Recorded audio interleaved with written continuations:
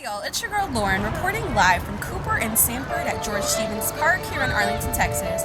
We are Arlington Urban out here with the community, and we're here to celebrate the culture of our people. Big ups to the whole AUME family, where it's always Arlington first. We own the hood. If you live by it, die by it, then, man. Okay. Prince the Pleasure.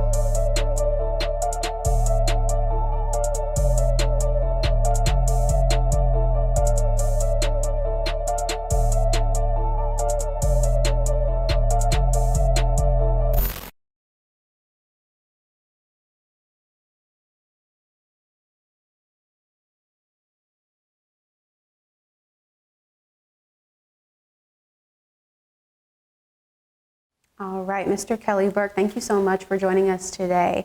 So what do you want people to call you or refer to you as? Kelly Burke is fine. Okay, awesome. So Mr. Burke if you're, still young. Okay. All right, so let's get into some background questions. Where are you from? Originally from Fort Worth, Texas. Yep, graduated from Eastern Hills High School in 2000. A few years later moved to Arlington, so I've been out here roughly for 20 years. Okay, nice. And so tell us a little bit about your family. Are you a family-oriented person? Yeah, been married to my wife, Lois Burke, for 10 years. We have 3 children. Little Kelly, who is 8 years old, he'll be 9 in May. Abigail, and then Liliana, who is 2. I have a child before all of them, whose name is Harmony Burke. She's 10. So I have 4 kids total. Oh, nice. So tell us a little bit about yourself in high school. You said you went to Eastern Hills. What would people say about you back then? Yeah, I was voted class clown and best dressed. So that's what they would have said about me, that Kelly was the clown. So I was very talkative, very outgoing, always in somebody's business, always cracking jokes.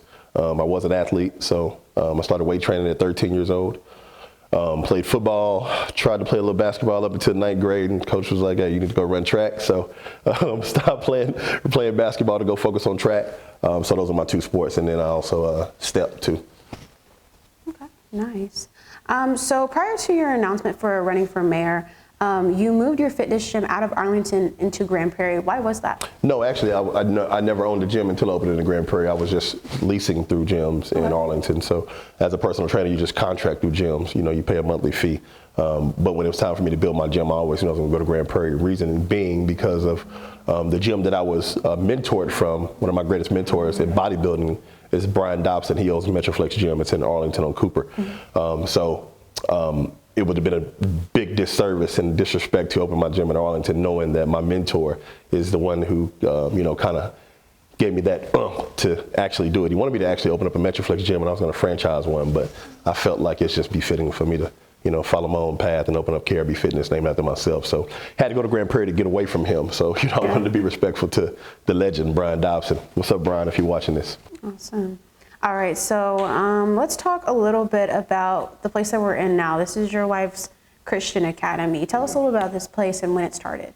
We opened it 3 years ago. We originally started out in the house, Miss Burke's home daycare.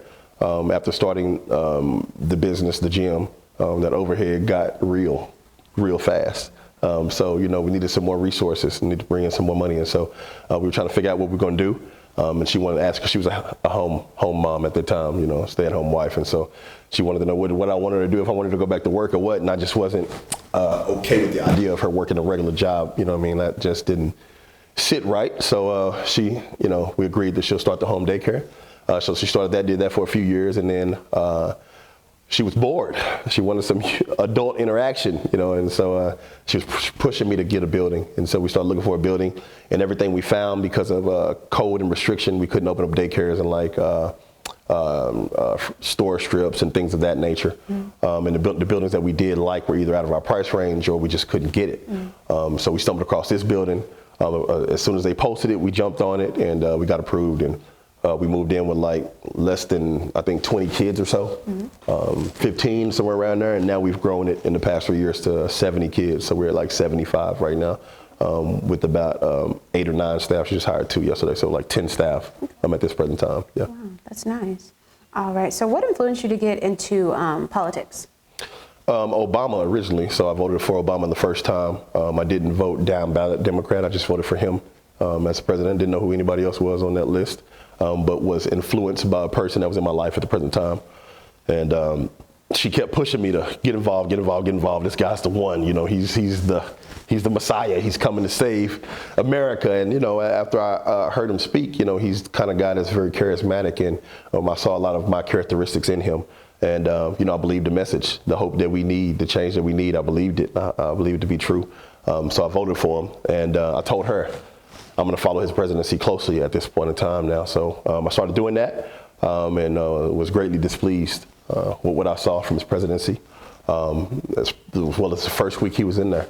The bills that he passed, were a direct, against directly what I believed in and what my morals stood for. So from that point, I started researching more, getting more involved in political spectrum and started understanding party lines and everything, because before that I didn't know. And it led me what we call down the rabbit hole. You start learning the pedophilia circles, and you start learning what we call the Illuminati and the dark side, and what's connected to the politicians and who gives the money, how the banks are involved, and everything like that. And so that opened my eyes to what was going on. And so from that point, I've been, originally it was just keyboard warrior stuff though. So arguing with people online and posting my beliefs and things of that nature. Okay. And so was the election for Obama, was that the first time you voted? That's the first time I ever voted. Yeah. Okay. Nice. And how old were you at the time? Good question. I don't remember. I'm 38 now, so I'm gonna let y'all do some math. Everybody out there watching the video, y'all do the math. Okay. All right. So outside of politics, what hobbies are you into? Weight training is my biggest hobby. I own a gym, as you just described. So I weight train 5 days a week. So bodybuilding style training. I'm a retired pro bodybuilder. Traveled bodybuilding, and but before I ever turned pro in bodybuilding, which I started bodybuilding, competing in bodybuilding in 2013. But before that, I had lived the bodybuilder lifestyle for a while. So once I stopped competing, I just continued to do that. So that's one of the biggest hobbies I have is bodybuilding. Besides that is research, business research, things regards to God, the Bible, of course, political spectrum. So I spend a lot of time like the average guys, either on YouTube or not the average guys, but I think the average guys nowadays do get into YouTube. But besides that, the Word of God too. Nice. So speaking of religion as well, how did you get into ministry? Well, God, really. You kind of just pull you into it, you run from it and he brings you back there. But basically what happened is I'm raised in church. I'm a church kid. So, I've been in church my whole life. And, I'm just kind of going through the motions. I felt like as a kid I was probably saved, back then. And, I had a knowledge of the truth of what God was, of what I thought. And, the older I got, after I got out of high school, I kind of started being more concerned with things of the church. I wasn't really acting on it, but it was more like you started getting into conversations with people about what church you go to and things of this nature. And I remember being young, I think maybe 17 or so. Getting up in the morning and acting like the choir director and be in my room and act like I'm directing the choir. And I thought maybe one day I was gonna be a choir director because the black choir directors in the Baptist church are really good. So originally it started there. And from that point, as I got a little older, I started going to Sunday school and started actually reading the Bible for myself and started, getting more interested.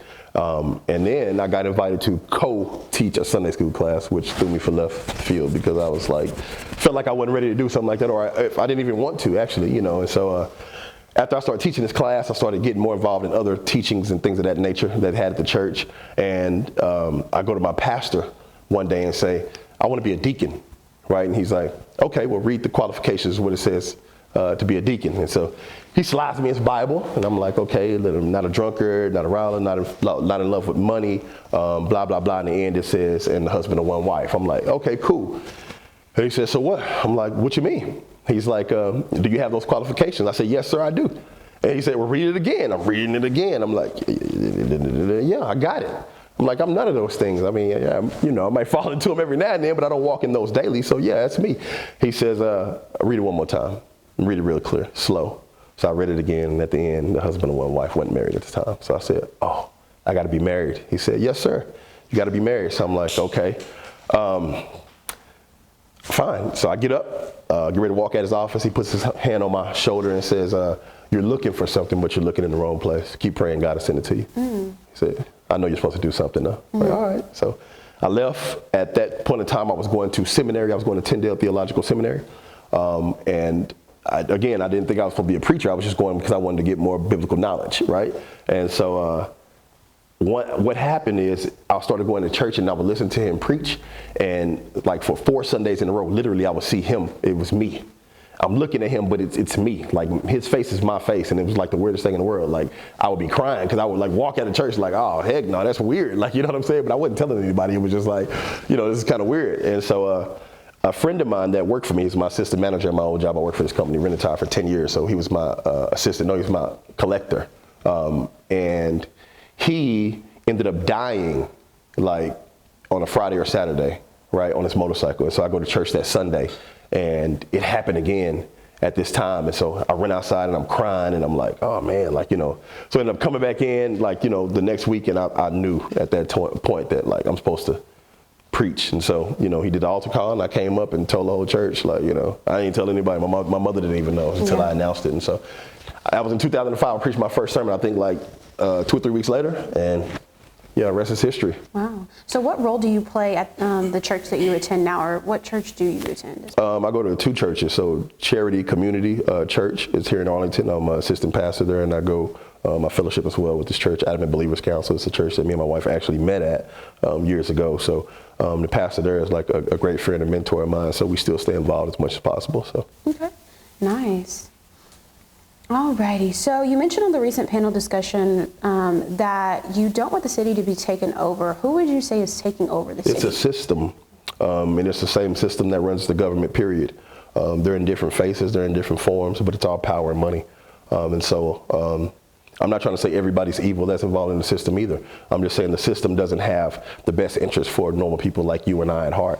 And so the reason I'm running is to fight against that fully. And again, let me emphasize, I don't think that all these people are bad people. I just think the ideas and ideologies don't line up to what the everyday man would feel like would be good for local politics, or even at the higher level, but it has to start locally. So I can't call anybody by name, even though I do believe there are some names, but I'm not going to get that low. But I want to say that it's a system, it's an invisible thing that we're fighting against. The Bible calls it principalities and powers in higher places. It's a darkness that it forecasts itself over cities and over governments. And that system is what leads us to be ill-informed and confused and in the dark about a lot of stuff. And so that's what I'm fighting against. Nice. All right, so there's been certain communities that you've expressed your beliefs over, or what you feel. For example, we even talked on Instagram about gender neutrality. Oh, that was you? Yes, that was me.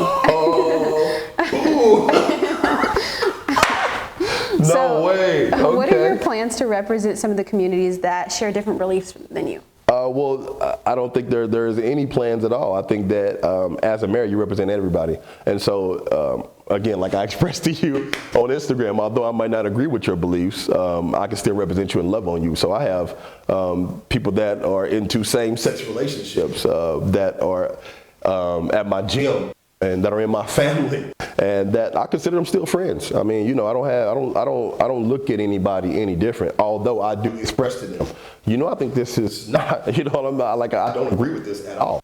But at the same time, they know I love them. Like, if you ask anybody that's in my life and that is in that lifestyle, how does Kelly Burke feel about you? Most of them, 90% of them can say, no, he's still the guy that's gonna love on you, because that's just who I am. But I believe that that's the kind of person that Christ was. Though he may not agree with what you was doing, didn't stop him from having love for you. And I think that that's what a great leader does. You still put your arms around people even if you don't agree. So and you cannot agree with somebody on any stance, but you know that doesn't have to mean that you know you're upset with them or you treat them any different. I think that that's what our communities and our right now in the political spectrum, I think this is what people are suffering from, because a lot of people don't agree.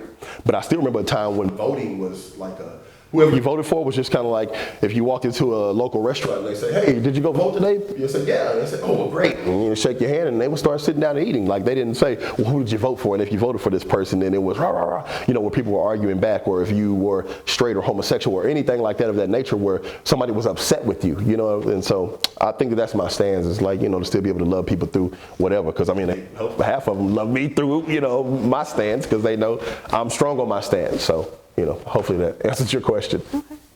All right, so what are the biggest issues in Arlington that you would like to address? Well, first it would be the money being spent on things that don't concern the citizens of this city.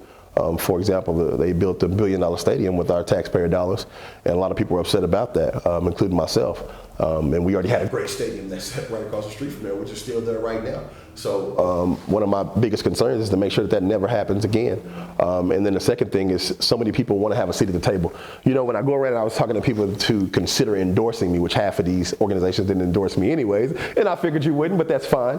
Everybody talked about they want to have a seat at the table. Before I started running, my message to black communities, when I would talk to black people is, I want to run so that I can give you a seat at the table. This is not a physical seat that I'm talking about. What I'm talking about is creating something for us that we can go to a medium and say, all right, this is what we're working on. This is what we're trying to do. Can you help us? And I'm like, yeah, let's put it together. Let's put a plan together. What people can we put in place? And so when I'm talking about creating a seat at the table, I'm talking about for the normal man that wants to get involved, that has a voice, that's concerned with his community, concerned with crime, that's concerned with development, that's concerned with being successful and having a great education system. And so that's my message to the communities, is that I'm running for you. I'm not running for a systematic group of people that control everything and don't have the best interest for the people at heart. I'm running for those people. I'm running for the underdog, the everyday man. That's who I believe I am. And I believe I've been the underdog my whole life, but that's what's been able to help me become successful, because, you know, I'm not looking for any handouts. And, you know, that's one of the biggest things. I'm drifting off, but I want Black America to understand that we don't have to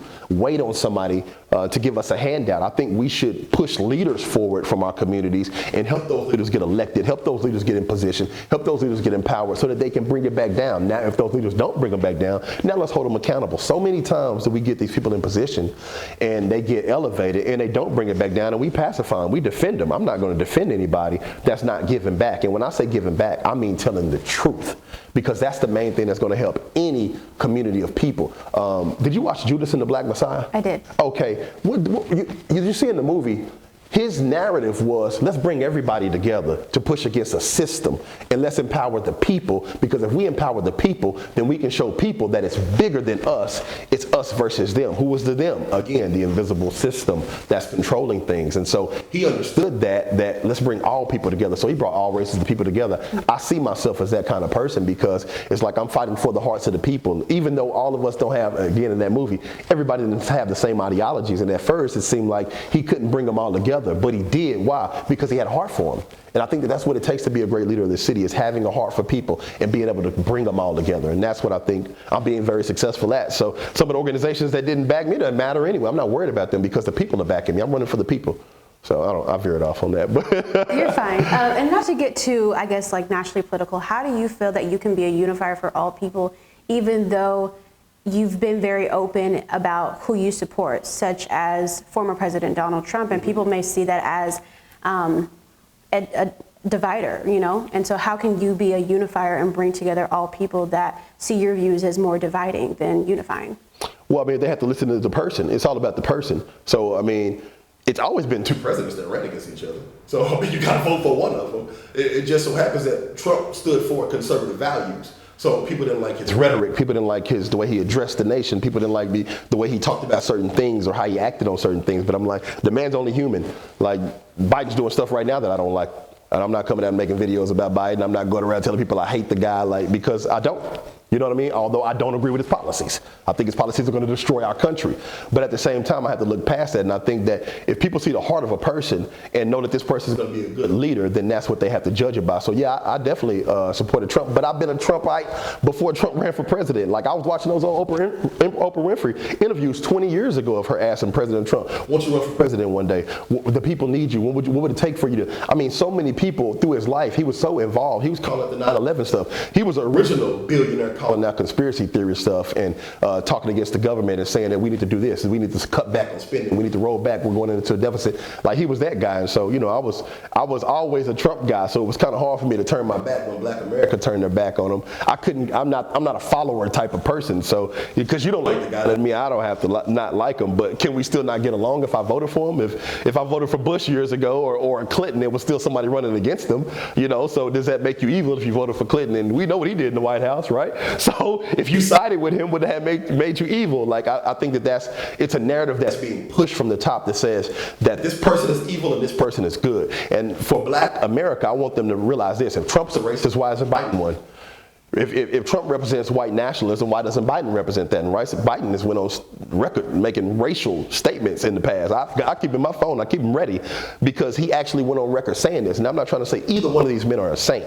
I'm just trying to say that both of them are wealthy, both of them are white, and both of them have ambitions at heart. It's just so that they're playing on two different sides. So I chose to go with this side instead of that side. But when you put them together, are they technically from the same class of people, a successful class, right? The reason I like Trump, though, is because Trump actually worked. Biden didn't work. And so for me, being a hardworking man, regardless of Trump's dad gave him $1 million, or if he came from success, he still worked. And I appreciate a hardworking, successful man. And so when I was younger, I admired Jay-Z and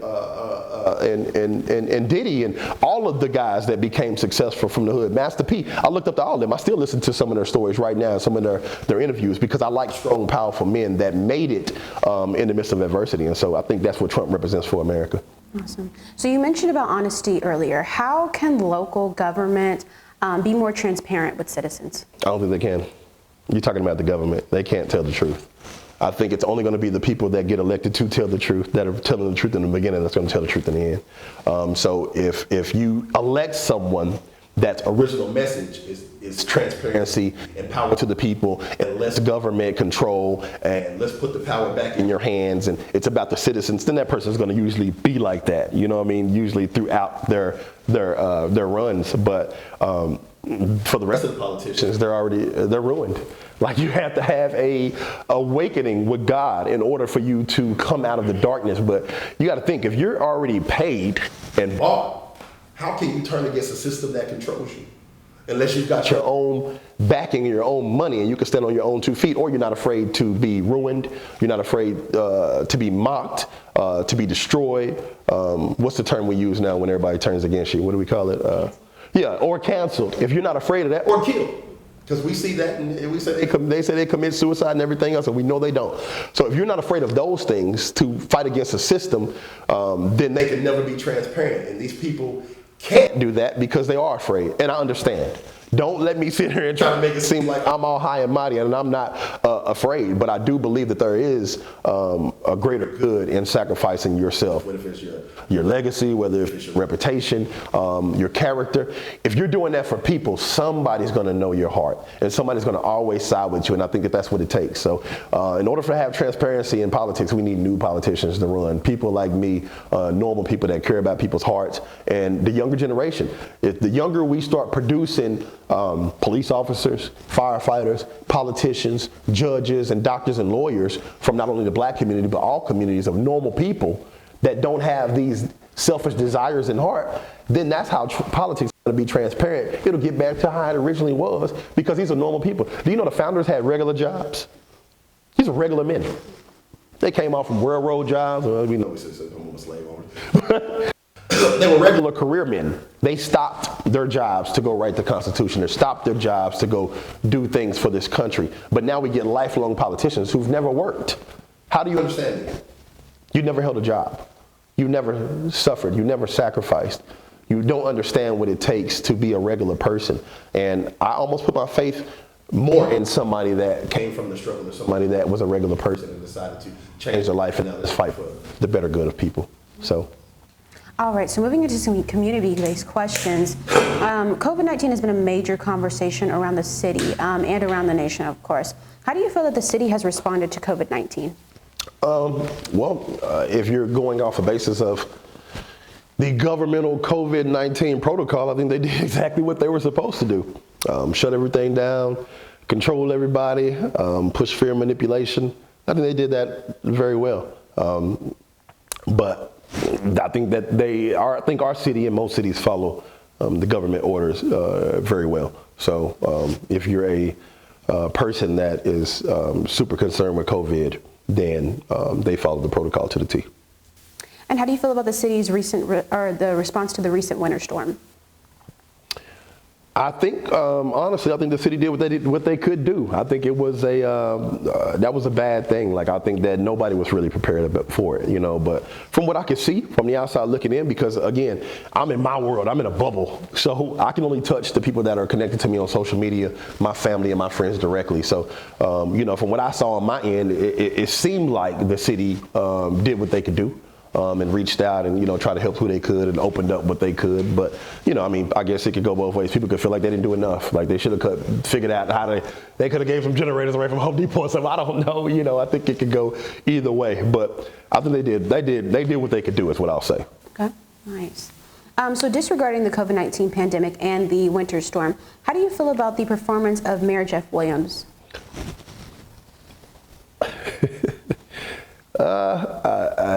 Well, I think when I think of Jeff Williams, I think about $1 billion being spent of our money.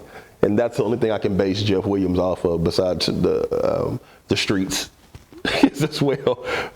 But if I base it from that standpoint, it's like, I think that he represents a certain class of people. Doesn't make Jeff Williams a bad person, doesn't make him an evil person. I think he represents the greater good for some people. And those people, again, don't always have our best interests at heart. So I can say for myself, I'm the type of mayor that's for the people. And I've heard stories of Jeff Williams. Some people aren't satisfied with him. Some people don't like him. I've heard some people that do like him.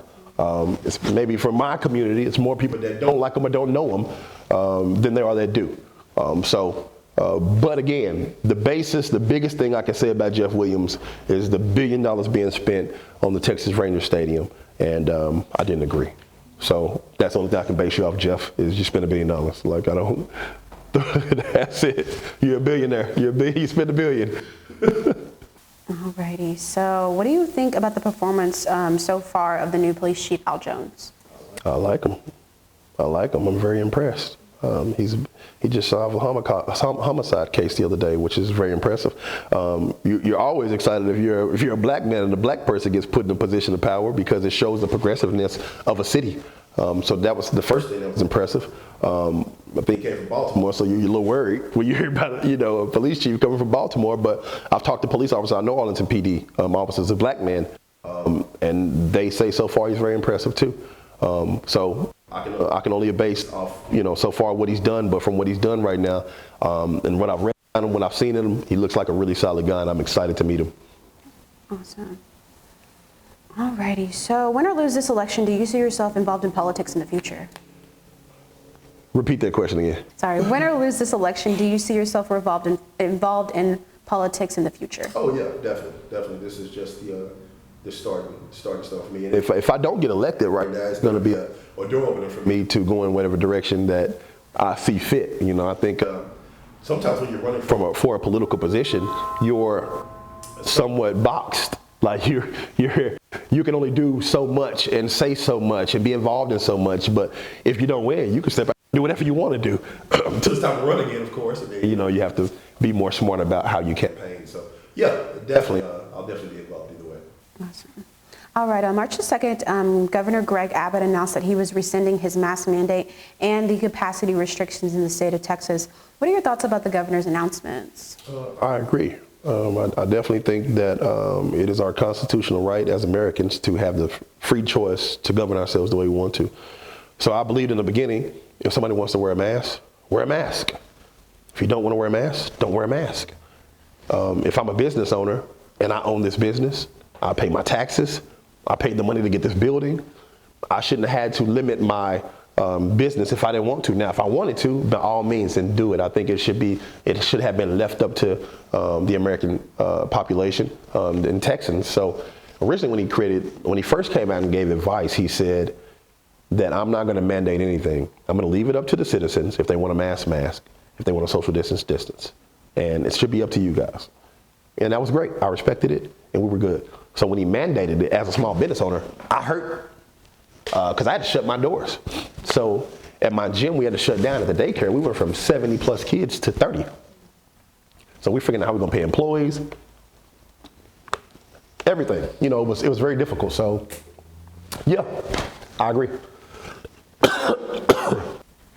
How should the city respond to the lift of the mask mandate and capacity restrictions being lifted? I think they should continue to follow the same protocol. I mean, I don't think it should be up to the city at all. It should be up to the individuals. And so I think the city's doing what they're supposed to be doing, and that is having the least amount of control on people as possible. That's what any city, that's what any state, that's what any country should do, is have the least amount of control on the citizens of that city, of that state, of that country as possible. So they should be leaving it up to the people of the city to govern themselves how they want to be governed, unless they're breaking a law. Awesome. All right, so into some more community-based issues. Most of East Arlington is made up of Black and Hispanic people. How can leadership prevent gentrification while still making sure the area receives needed renovations? Wait, you said most of Arlington is made up of Black and Hispanic people? Most East Arlington. Oh, okay. So how can they do what to do what? How can leadership prevent gentrification while still making sure the area receives needed renovations? I think if we should be empowering entrepreneurs. So the main thing is to be empowering real estate agents and home buyers to buy. So these are investors from the community and people that need a chance to create business. So I think the more that we empower them and give them the resources they need to get in position to buy, then they'll be, because it's like when you're new at something, you want to do it the best. So if you're an old builder or if you're an old home investor, then you could be cutting some corners possibly. I'm not trying to say that about everybody, but when you're starting out, you want it to be the best as possible. And I think if we empower more people to do that, then that could possibly help. Now the apartments, that's a whole other thing. You know, that's a whole other deal. But I think for homes, that would be the first start. Okay. And speaking of apartments, Arlington's apartment rental cost and cost of living have increased over the past decade, but pay wages have not. If elected, how could you make affordable housing a priority? I don't really agree with affordable housing, honestly. I think that should be left up to the landlord. I don't think that I should come in and dictate what you charge somebody. You know, that's just somebody should go find something cheaper. Because I am stepping over my bounds as a leader, saying that you should drop your rent to this amount, because if they potentially drop their rent to that amount, the house could be potentially rented by somebody that's not going to care about it as much. So, you know, only thing I would do is encourage, you know, these owners to update the houses to make them, if you're charging this amount, to make the house look like that amount. And if we get enough complaints, then we should be able to address this issue with you. You know, so that would be my main thing, is that, you know, I just don't want to I don't want to be a dictator. Like, as a leader, I don't think as a political leader, you shouldn't be a dictator dictating men's matters and saying that it has to be this or it has to be that. Because we can't do that with religion, we can't do that with sex, we can't do that with anything. But when it comes to mandates, we do it in the government, and it just isn't right. All right, so moving on to music. The city of Arlington is known for supporting some local artists. For example, singer Maren Morris received a proclamation from Mayor Jeff Williams. How could popular artists from Arlington's hip-hop culture, such as Sensi Molly, Splurge, Nojo Wallace, Grindhard Snap, Newbie Mac, Measy Main, Free Game Griff, how can Arlington rappers receive the same support from the city that other genres of music have? I'm not sure. I'm not into music that deep at all, honestly. So I do appreciate the arts, but I'm not involved in. I don't even listen to hip hop music. I only listen to the gospel, or maybe some more contemporary type of music, Christian music. So hip hop is kind of out of my lane. I mean, I am Black, and I did come from the hip hop culture, but I do think the hip hop culture has been destroying the Black community. I think it plays a big role in the destruction of our success, and so.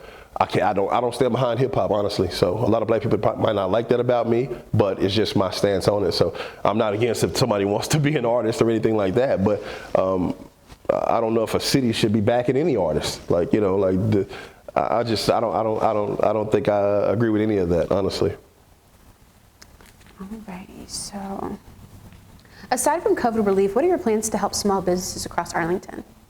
We want to put together as much initiatives as we could to get people involved in education. So I think that's the main thing, is that people are uninformed of what it takes to become successful. And so I've been talking to a lot of the business owners and a lot of the entrepreneurs and CPAs and tax guys and things of that nature, and investors that are prepared and ready to put together some things to help business owners. And so I would like to create some mastermind groups that are birthing entrepreneurs and giving them courses and classes on how to become more successful, and I'll be as involved as possible on that as well, because I am an entrepreneur and I do love seeing people succeed. So it's just sad that we even have to hold a conversation of what are you going to do for somebody to become successful or help business owners. It's like, because it should be wide open. Like, a business owner should be able to go to any business owner that's in their same field and ask for some type of advice, or if you have some type of program that you can help me get into, educate me. But I think that's the main thing, is education. So that's what I like to do. Awesome. And so, speaking of education, what are your stances on people wanting to pursue alternative paths, if, say, they don't want to go to college or anything as well? Yeah, I didn't go to college. So do what you want to do. It's your life. Live it how you want to live it. You can be successful as you want to. It's just up to you. The sky's the limit. Alrighty. So, speaking of some of the money that's been spent in the city, Arlington residents and business owners have expressed their frustrations about the increase in taxes. Do you have any solutions that could raise taxes or decrease concern? To raise taxes? I'm sorry, lower taxes or decrease concern? I think they just need to be lowered. So there are some ways to lower property taxes, and they just need to be done. I mean, we've thrown them out there for so long about how property taxes can be lowered. Every leader knows how to do it. I think it just needs to be done. Property tax is probably one of the biggest things that people are concerned with here. And so they need to either be capped or lowered. And so if I'm elected, that's what I'm going to do. It's just as simple as that. Okay. And what are some ways that you could lower taxes? Well, it's the homestead exemption, for one. So looking into that and seeing how we could get it done, and basically just getting it done. So again, I think we talk about, make it seem like it's more difficult than what it is, but it's really pretty basic. And speaking of taxes, Arlington's sales tax is really strong tax. We make a lot of money off of sales tax. So I think our sales tax is pretty strong enough for us to survive off of it. So if we lowered the property tax, I think we would still be just fine. Alrighty, so moving into some questions about the Arlington Unity study. Unity Council study. Black people in Arlington were pulled over and policed and ticketed about 37.5% of the time. Black people make up less than 23% of the population in Arlington. If elected as mayor, how can you solve this problem? Well, the main thing will be working with the police chief and seeing things through his eyes and seeing what he thinks of the beat of the streets. In the heart of the city is, and what does he think about the black people in the city, and how are they being protected and covered by our police department? So that'd be my first step, is to put a plan together with him and put my head together with him to see, because I definitely don't want to overstep my bounds with the police chief, because I think it's very important that he's empowered in his position. And as long as he does the right thing and he creates the heartbeat of the police department, I think we'll be just fine. Alrighty, moving into another study done by the Unity Council, it's about the use of force. According to the study, white people had firearms pointed at them about 343 times, Hispanic people about 373 times, Black people about 589 times. What do you personally believe is the cause of this disparity in Arlington? And this is in Arlington? Yes. I'm not sure, honestly, because it's a case in point situation. I would need to look at all the cases from why the guns are being pulled. I'm black and I'm from the hood. I never had a gun pulled on me. I'm just speaking for myself. I have had friends in the hood that did have guns pulled on them, but we didn't get into a lot of altercations with the police. Even the guys from my community that was doing dirt, that were selling drugs and everything else, we didn't really get into a lot of altercations in my neighborhood. I'm from the east side of Fort Worth. So I can only speak from my upbringing on how I lived my life at the time and what we faced. We faced a lot of violence from each other. So we violently killed each other. We violently robbed each other. We violently beat each other up. But when it came from the police, they would normally cool in our neighborhoods. Now I'm speaking from Fort Worth again, and I'm speaking from a time when I grew up. I'm older now, so I'm not involved in that anymore. So I can't really speak. Of course, again, like I said, it's a case in point situation. I don't know. All I know is being a police officer is a very hard job. I can say that. And pulling somebody over can go one of two ways. So we know black police officers pull a gun on black people as well. So again, without looking at every situation, that's really hard for me to make a determining factor on. Awesome. So there's been some recent concerns about you not being too familiar with the Arlington Unity Council study. Is there anything that you want to say about that? Recent concerns about it? Yes. Yeah, I mean, I honestly just didn't know. I mean, I guess that could definitely be a concern, but I don't have a a political council of black people telling me that, hey, you need to look into this black issue, you need to look into that black issue, and if I'm wrong for that, then okay, I can deal with that. But you know, I just didn't know. So if they're concerned about that, then I would love to speak with one of the leaders. I know Ronnie Goins is one of the leaders. I used to attend his church. I'd love to have a meeting with Ronnie Goins and sit down and talk about it. I'm willing to have a conversation and be educated by anybody on any matter. But if nobody's reaching out to me, if nobody's talking to me, then you know, how would I know? Alrighty. And then just another question about crime. So overall in Arlington, the crime rate has decreased, but violent crime has been on the rise. How can you coordinate with Chief Al Jones on fixing violent crime issues? Well, I think a lot of that is from home invasions as well, from the violent crimes that we're seeing. So I know when I was younger, we had a lot of neighborhood watch. I think that really helped in a lot of communities. I think that's the first thing that I would like to instill again with the police chief, is that we can empower people to become neighborhood watch again. Because I used to drive the streets when I was young. And if you was doing something, they called in on you, and someone would actually get out, you know. And so they're not police officers, of course, so they're not very intimidating. But it's just the fact that there's somebody that was always patrolling the neighborhood. And so I think that's to be the first step, is to get the neighborhood watch back involved. So it's just empowering the people of the city to take the city and take action into their own hands, and then from that point we get law enforcement involved. Awesome. Alrighty. One of the last Arlington Urban questions here as well is, if elected, where do you want to see Arlington by the time that you leave office? I want to see Arlington look like a old, successful city that's thriving off of entrepreneurs and small businesses. I want to see a lot of empowered minorities and white people, for that matter, be successful and be the bread and butter and backbone of this city. I want to see Arlington have the most successful rate for entrepreneurs and one of the biggest and highest rates for families to live. So I want it to be family-centered and entrepreneur and business owner-centered. Not big business, but small business, 100 less than employees, you know what I mean, and really focus on building that, where we build up some of those areas around the stadium and things like that, where businesses were closed down because of COVID and the recent building of those stadiums. So that's how I would like to see it. I would like to see it flourishing by money being circulated in those communities, you know, and entrepreneurs being empowered to get out there and start their businesses over. Awesome. And so we just have a couple of community input questions. Let me grab these real quick. Alrighty. So our first one is going to be from Arlington Urban Viewer and rapper Free Game Griff. He asked, what would make your time in office unique?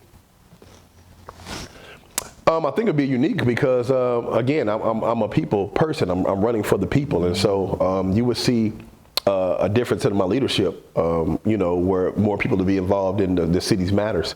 So I think whenever you get somebody involved that is in tune with the heartbeat of the city and cares about people, then you're going to get a lot of people that's going to be involved. And so I would like to do a lot of community outreach where we're trying to get people involved in making the city successful and educating people on what's going on. So I think that'd be the you know, one of the biggest unique things. And I also like to have an open door policy as much as possible, where, you know, we can get the people involved, you know, where they can come sit down and have a conversation.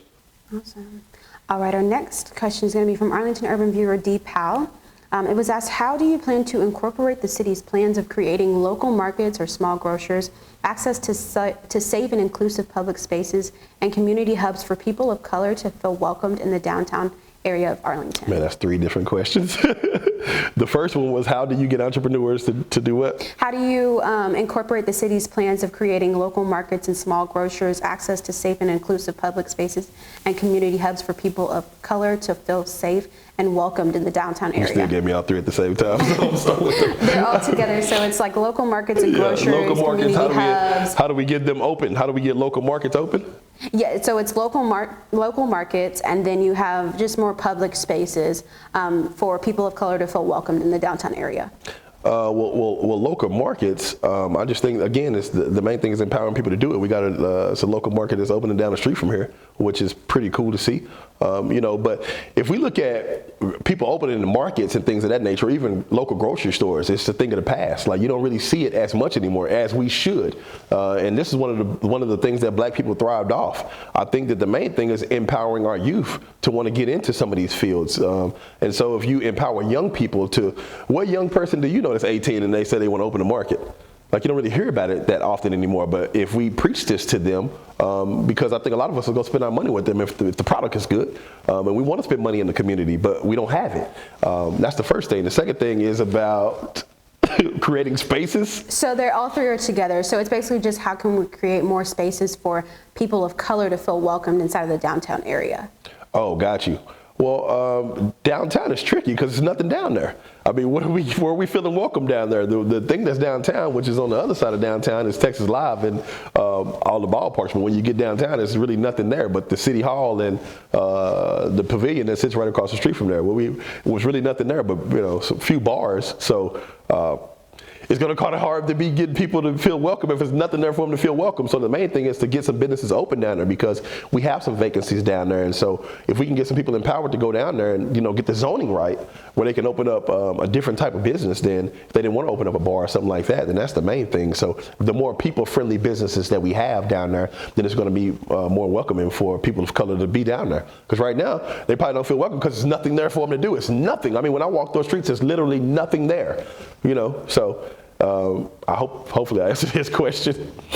All right, so our last question is going to be from Liveable Arlington.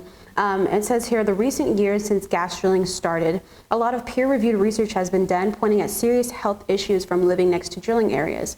Many Arlington residents have concerns about living next to fracking pollution. What steps can you take to address this public health issue? Well, we don't have any now. I mean, have we been having concerns about what we've already had? About fracking? Yeah. Yes. I'm just saying, like, in what areas? I'm not for sure exactly what areas, because there's different areas around the city and everything, but like fracking pollution is still a problem. That's what I'm saying. Is that people saying that they have concerns, or they're saying, like, I live next to this, and this is my area that I live in, and we're having these issues, these health issues. That's what I'm saying, because, you know, I drive Arlington all the time. So I'm sure that we might have them, but I'm wondering what areas that they're in. So I'm not against fracking. Let me say that first of all. I'm not against it. You know, I got people that work in the oil field. I've got cousins that came out of prison, and those were their opportunities that they had. They make good money, and these brothers didn't have another opportunity. They went from there to trucking, which gave them an opportunity, took that money and invested it in something positive. They went to jail for drugs and violent crimes. These men couldn't do regular jobs. So when we get rid of an industry that our black community has thrived off of for a long time, just had a meeting with a brother 3 days ago who came from this same industry, and he's pretty upset that a lot of people are against it now. And it's funny because some of these people are white America, but from the black community, we've thrived from men working in the oil field.